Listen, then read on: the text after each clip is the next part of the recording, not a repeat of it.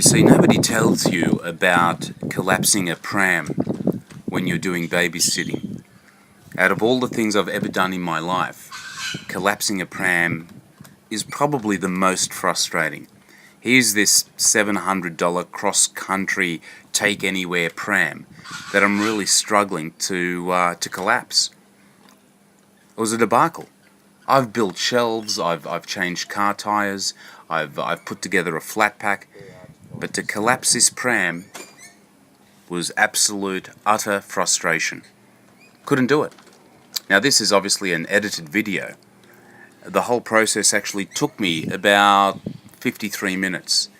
Now I could have easily taken the easy way out and rung the owner of the pram, and he would have told me in a couple of seconds how to collapse the pram. But the stubbornness of the male species meant that I couldn't ring and be embarrassed, because it meant I would have been a failure. I did the babysitting so well. I mean, not being able to collapse the pram would have meant that I was just like a loser failure. Here I am shaking it now, like violently. I almost threw it under a car, hoping that it would just collapse in some kind of strange way. Then I started to put my weight on it, thinking maybe it would collapse in that way and I would have accidentally sort of hit a button that would collapse this thing on itself. No, nothing. Trying to look for some secret compartment, nothing. Couldn't find a secret compartment. Tip it on its side, nothing. I tried everything. People were walking past. I had to get neighbours to help me collapse this pram. Here's a couple with a young child and a pram. I would have thought they would have known about collapsing the pram. They had no idea.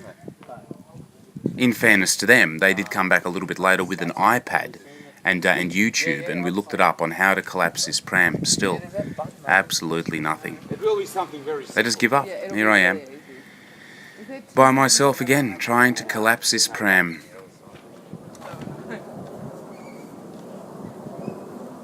I was going to throw it under a car.